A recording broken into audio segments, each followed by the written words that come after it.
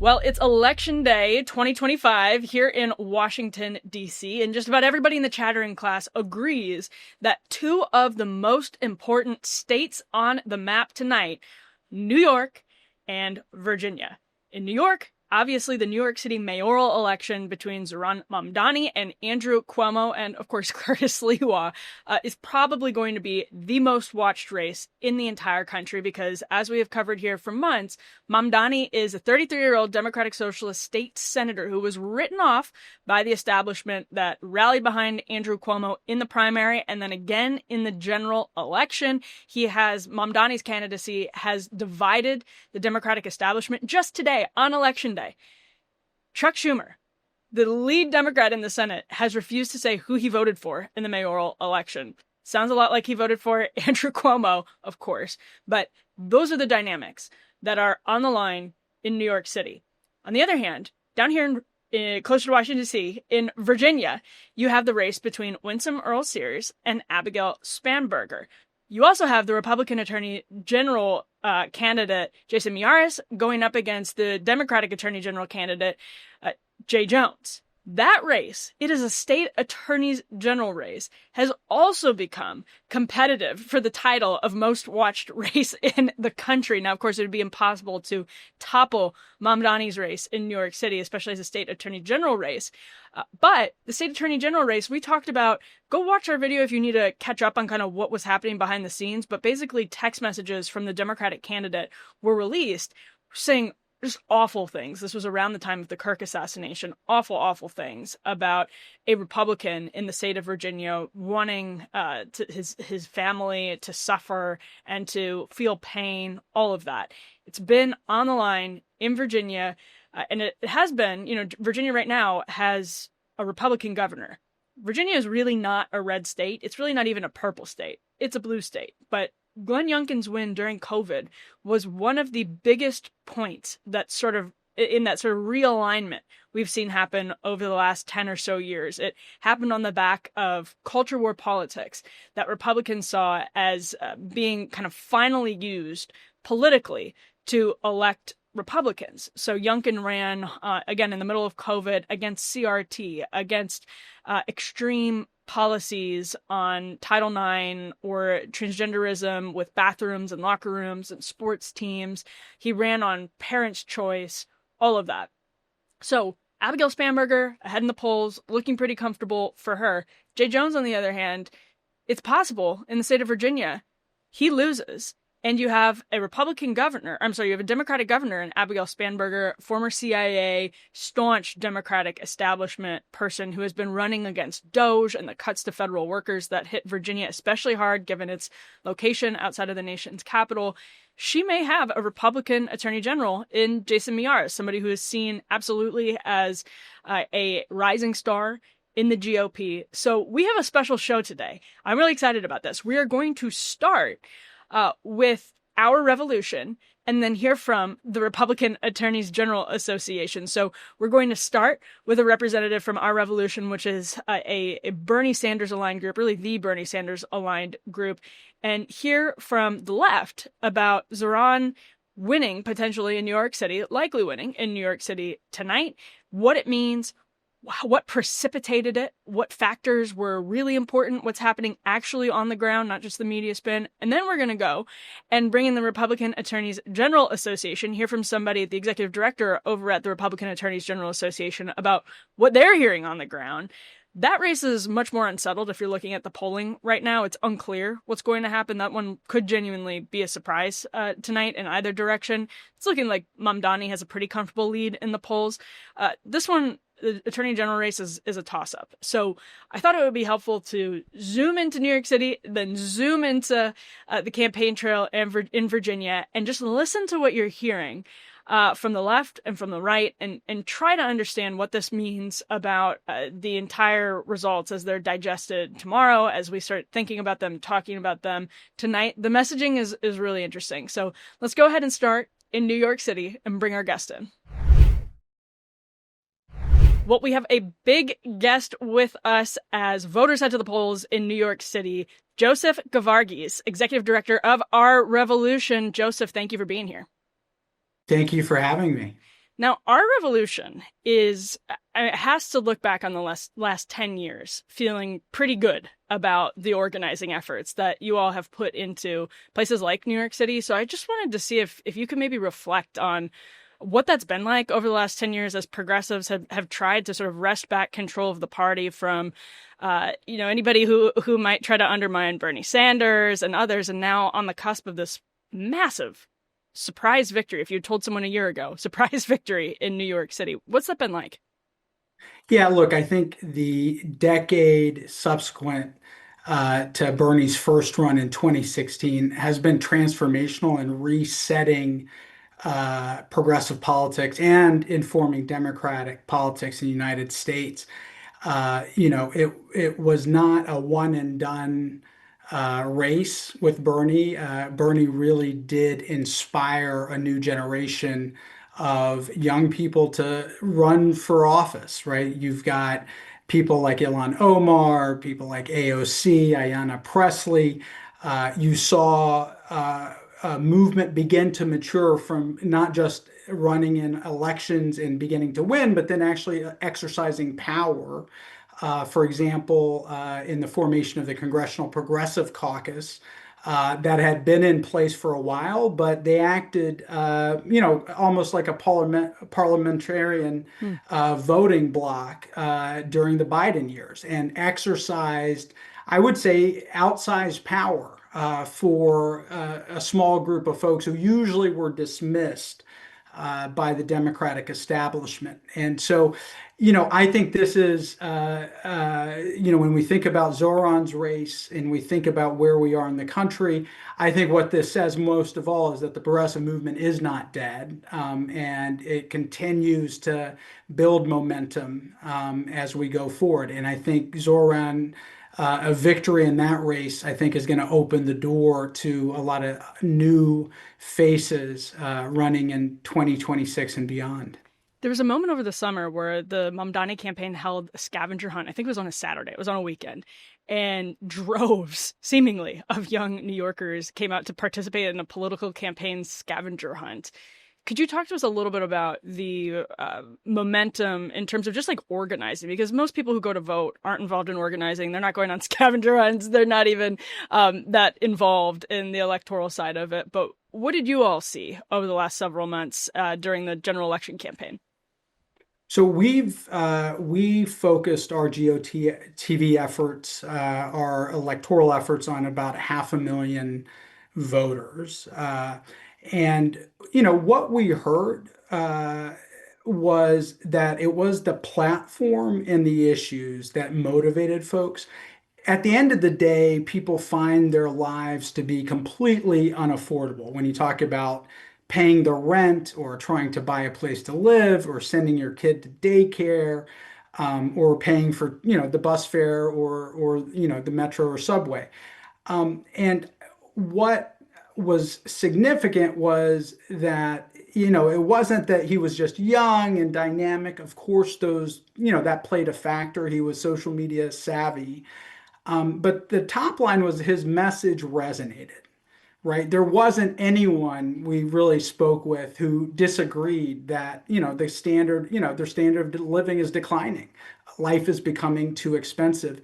And at the end of the day, I think it was a message coupled with a charismatic messenger that inspired, young people to come out. I think there is a backdrop of Trumpism and, let's send a message to the Democratic establishment and to Donald Trump. I think there's an element of that. But at the end of the day, I think it's a message, it's the same message that Bernie ran on in 2016, that other progressives have run on. And, I think that's going to carry Zoran to victory. I'm really glad you brought that up. It's actually just where I was going to go because you all have been around, as I said earlier, throughout this whole arc, and the history is so interesting, as you were just explaining. To me, it seems like Bernie Sanders, and I would also say Alexandria Ocasio-Cortez, and particularly Zoran, have been laser focused on a messaging of affordability in a way that's a slight shift, actually, since probably the 2020 presidential primary, Democratic presidential primary, some of the 2018 midterm messaging. It's a little bit more debatable back in the 2016 Bernie campaign, but there's just a laser like focus. And I wanted to ask if you see that as sort of an evolution and maybe a model for Mamdani to set as other maybe DSA aligned or Bernie aligned progressive candidates or Democratic Socialist candidates are running in races around the country in the midterm cycle. So I'm not sure, maybe the terminology of affordability is and how it's being talked about is new.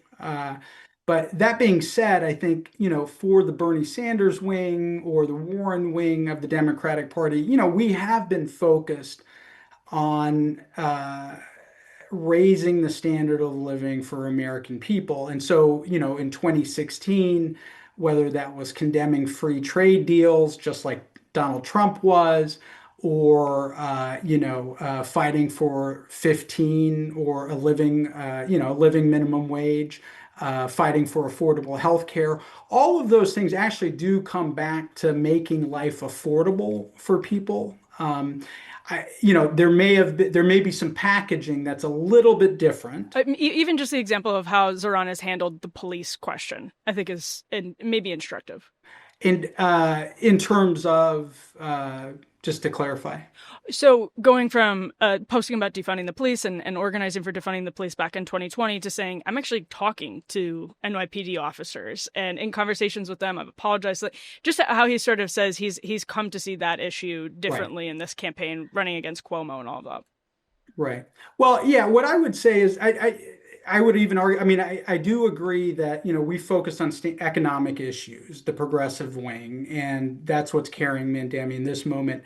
And then I think some of those issues like defund the police, may have gotten manipulated or, taken out of context. At the end of the day, I think about Attorney General Keith Ellison and the way he explained, we're really, defunding the police is really a misnomer. What we're talking about is how do we invest in our communities and in providing the services that would make our communities a lot safer. So, I think there are probably some radical elements that say abolish the police, defund them completely. But really, the message is like, let's think about a different paradigm about community safety, right? Let's talk about mental health services. Let's talk about meeting basic human needs as a way to make sure that everyone's safe. I think there is probably an evolution. It is. It's an evolution in terms of messaging at the very least, right? And being clearer about where the focus should be. So interesting. And my last question is conservatives. Some of my friends right now are saying they're freaking out. They are saying this is the ushering in of The end times. yeah, exactly. This is the DSA takeover of the Democratic Party. This is the Bernie takeover of the Democratic Party. And I wanted to put that question to you, Joseph, because it's sort of hard to deny if Zoran wins tonight, especially with a healthy margin. It looks like this is the Bernie takeover of the Democratic Party. Do you interpret it that way? I wish I could be as, Confident. I wish I could share that. I don't, unfortunately, look, the Democratic establishment, we've been fighting them, as you said, for over a decade Mm. and even longer. And, I think this will be a shot across the bow that, the party establishment cannot ignore us or write us off in 2026. But that being said, I don't think that all of the mainstream, the establishment. I mean, Chuck Schumer still has not That's right. said would not endorse and has not said who he voted for. At the end of the day, we still have to deal with the Chuck Schumers who are in power Mm. and control the levers within the Democratic, Party. So I think it's a big win for us. It'll give us momentum and energy. But that being said, the establishment still runs the party. They still are the gatekeepers, and we're still going to have to fight them in the trenches. But a win for Mamdani gives us hope that we can get it. We can do it. So interesting. Joseph, thank you for taking the slice of time on what is, I know, a very busy day. We appreciate it a lot. Thank you. Well, we're joined now from Virginia Beach by Adam Piper, who's executive director over at the Republican Attorneys General Association. Adam, thank you for being here. Thanks so much for having me. Of course. Now, this race in Virginia, this attorney general race in Virginia, has become one of the biggest races in the country. It was already an interesting race, but after the J. Jones text leaked to National Review originally, it blew up. So tell us, you're in Virginia Beach. It's about midway through Election Day. What's your sense of the kind of ground game right now? We're feeling good right now. It's all about turnout. But about an hour ago, we had yet another J. Jones mishap. This guy can't keep helping himself. He tried to kick a puppy dog at a polling place. Unfortunately, that's not a joke. So if the J. Jones wanting to kill kids, if the J. Jones wanting to kill political opponents, if the J. Jones wanting to kill cops weren't bad enough, now the guy's at a polling place wanting to try to kick a puppy dog. Have you found crossover Spanberger Jones voter or people who are voting for Abigail Spanberger and not voting for Jay Jones? I delivered, we got up at when polling places open at 6 a.m. and we were handing out some J. Jones get out the jail free cards like these right here to voters and also some coffee and donuts to poll workers. And I was shocked that there were Democrat poll workers here in Virginia Beach who not only were taking get out of jail free cards, but were also appreciative of the coffee as well. And were voting for Jason Miyares. So you had people working polling locations for the Democratic Party wearing Abigail Spanberger materials, stickers like I didn't vote for Jay Jones sticker I'm wearing right now, who were voting for Jason Miyares. Jason Miyares posted a video a couple hours ago in Stafford County, which for those non-Virginians is Fredericksburg, where he was talking to a poll worker who once again was working the precinct for Abigail Spanberger and was voting for Jason Miyares. I think we are seeing right now that decency is on the ballot in Virginia. This is a matter of, regardless of partisan stripe, do you want someone who stands for political violence? Do you want someone to be the top cop who wants cops to die? Or do you want there to be some form of civility in Virginia politics? At the end of the day, I think Virginians will agree with Larry Sabato, who's not a conservative at the University of Virginia, that politics is a good thing, and we need decency in the Attorney General's office.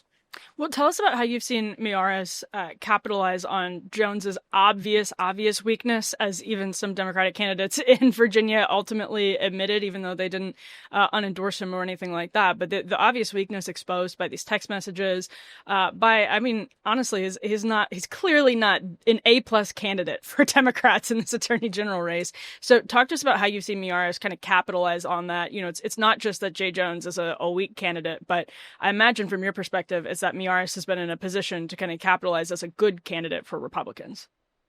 Jay Jones is already branded as soft. No cash bail, no school resource officers, no sexual assault reporting in schools before the scandals.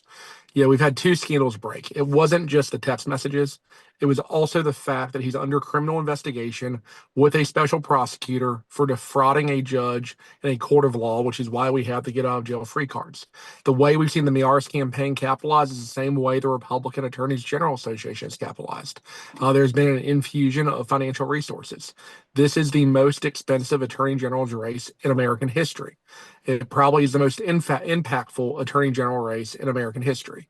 We being the Republican Attorney General Association, have contributed over $10 million directly to Jason Miyares. We've also have a joint venture for get out the vote efforts and early voting efforts with the Republican State Leadership Committee. We are more financially invested in this race than any committee in Washington, D.C. How we've capitalized on it, it comes down to making sure voters are aware of Jay Jones's character. And right now, we've seen polling that shows over a majority of Virginians have a very unfavorable opinion of Jay Jones, and a majority of Virginians think Jay Jones should have dropped out. If Jay Jones was a Republican, it wouldn't be on a podcast. It'd be on NBC, CBS, ABC, covering this nonstop. Instead, NBC covered it for 60 seconds, and the other two alphabet networks spent 0 seconds covering probably the most disgusting series of political discourse in American history. Jay Jones was unhinged not because he disagreed with someone on the floor of the legislature or someone had screwed him over on a piece of legislation. He was unhinged because how dare a Republican Speaker of the House say nice things about a Democrat who had died at a funeral? Jay Jones was not upset because of something that was provoked. This was unforced, unhinged behavior because, God forbid, Republicans and Democrats work together. And what policy questions do you believe are on the line with, that sort of banner question of character? How could the character of the next Virginia Attorney General translate into different sort of policy decisions for the average Virginia voter? What are you guys talking about, and the kind of consequences of the election either way? I was just eating in a barbecue restaurant. I ate in about 2 seconds before I hopped on here with you, and there was a little plaque on the wall with an end of watch for a Virginia Beach police officer. For those that are unaware, end of watch is a funeral for a police officer. If you haven't been to an end of watch funeral, it's probably the most gut wrenching thing ever. When I was the chief of staff to an attorney general in South Carolina, I went to a couple, and you remember the names. Gregory Alia repeated 3 times, end of watch, and they say the date. You will never forget that recording. Jay Jones thinks cops should die because that's how policies will change. So when we think about policy implications on this race, Jay Jones won't be able to do his job as Attorney General because police officers will not work with him. Every law enforcement group in the Commonwealth of Virginia have called for Jay Jones to drop out. Even Abigail Spanberger, his running mate at the top of the ticket, disagrees with him on qualified immunity. Jay Jones is going to have an issue where the national AG groups, the bipartisan ones, won't be able to have Jay Jones there because Republicans will not show up. Democrats will not be able to have him join coalitions because they are going to be haunted by his text messages and his views, in probably the greatest way we've ever seen in political history. This is a defining moment, not just in terms of attorney general policy, but American political discourse. The Democratic Party has enjoyed this, quote, moral high ground and high horse. When the reality is they're riding around on one of those kids' horses on a broomstick. And so the Democratic Party carries Jay Jones across the finish line. It will be the most disgusting display of partisanship in American history. But I don't think Virginia voters are political pawns. They can think and act for themselves. And I think at the end of the day, you'll probably see a Democrat governor, a Democrat lieutenant governor, and a Republican attorney general.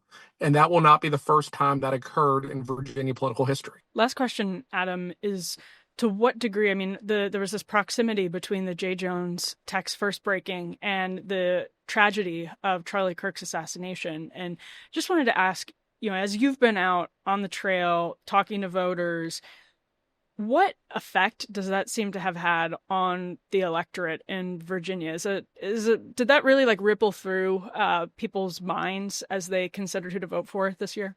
I think it rippled through. I think the one challenge we have in to manage expectations is that occurred a month ago. Virginians have been voting for 45 days. Virginia is an unfettered early voting state going back to September 19th. There's been 45 days of nonstop voting. Last week, we had one of the most disgusting displays of partisanship by Speaker Don Scott and Senator Louise Lucas. They had a special session on redistricting to change the narrative. And we felt the momentum shift a little bit because it was not voters talking about the real issues. It was a sham Democrat session to distract from Jay Jones scandals. Same thing on the Charlie Kirk standpoint. That was a month ago. I think it has energized some of our folks in the younger generations.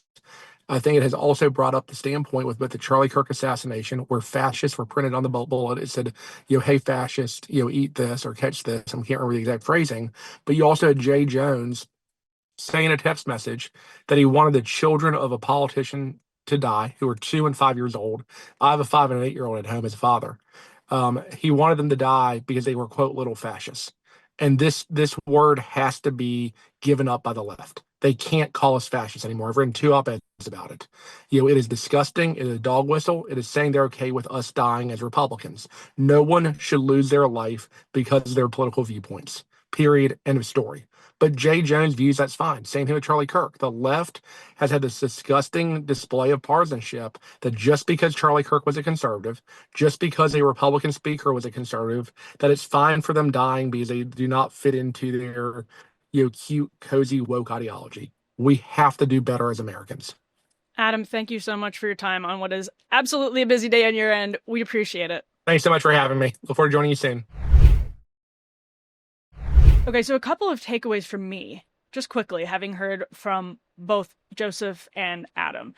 I thought Joseph really made an interesting point about the establishment not being done yet. It's like if Zoran Mamdani wins, it's a sign that the Bernie wing is ascendant, but probably not that the Bernie wing is in complete and total control. I also thought it was interesting to hear a little bit of pushback on the idea that Mamdani, as I see it, I mean, I think it was totally interesting and fine to hear the premise of my question challenged, but that is my belief that Mamdani has been really careful about keeping his focus on affordability, arguably moderating on the question of police, at least in terms of the policies that he's putting forward, saying he doesn't support these broad measures calling for defunding the police. But our revolution, I think, is understandably a bit sensitive to the narrative that that's a big change, because they've been standing aside these kind of progressive candidates when it hasn't been easy to stand beside progressive candidates that are getting attacked relentlessly by the Democratic Party establishment over the last decade. So I also thought that was interesting, and we'll see what happens going forward. And from Adam, man, he's saying that this is like the most expensive attorney general race in American history. Like, how crazy is that? And it's clearly because Republicans realized in the aftermath of Charlie Kirk's assassination and the aftermath of these text messages being leaked, that those two, the confluence of those two events created a really powerful messaging opportunity. Jones is, Spanberger, I also don't think is like a brilliant candidate for Democrats in Virginia. She's the type of candidate you kind of have to run for Democrats. I think she's a little stiff and awkward as a candidate, to be honest. Not as politically talented, certainly, as like a Glenn Youngkin, or certainly like as a Mamdani, that's for sure. But it's, for Virginia, a long time red state, now pretty solidly a blue state, there's still remnants. I mean, if you get outside Northern Virginia, there's a lot of deep red pockets. And so you can understand why they thought they needed to run somebody like Abigail Spanberger, who looks like she's in pretty good shape. One of the things I'm watching for is just how much she wins by. Is it more than Ralph Northam won by in Trump 1.0? I think it was 2017 when Northam originally won. But Republicans felt like they had a big gift. So the question is, can Spanberger pull Jay Jones over the edge? Because people just vote down ballot so partisan now. You're just kind of filling out your ballot for Democrats or filling out your ballot for Republicans, and in a Dem-heavy state, and in a year where Trump, it's obviously, if you're the opposing party as the president and who's holding the government in a midterm cycle, you usually have an advantage running against the current situation. So there's this also a pretty interesting number here, actually, that Politico highlighted. Quote, history suggests a tough road for the GOP this year. For half a century, with one exception, Virginia voters have favored gubernatorial candidates from the party that is not in the White House. Only Terry McAuliffe broke that tradition in 2013. So we'll see if Spanberger has a big enough victory to pull Jay Jones over the edge.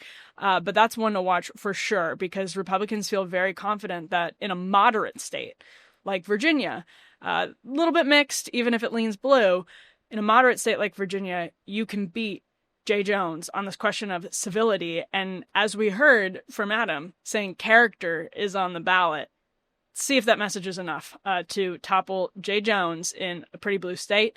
All right, everyone, Election Day. I know you love it. And I know you'll be glad. You love it because you're glad to see an end to the ads if you're in an area where there's a big race. So thanks so much for tuning in. Really appreciate it. Premium subscribers, you can get a premium subscription over at undercurrents.tv. Make sure to subscribe wherever you get your podcasts and on YouTube as well. We'll see you back here with more soon.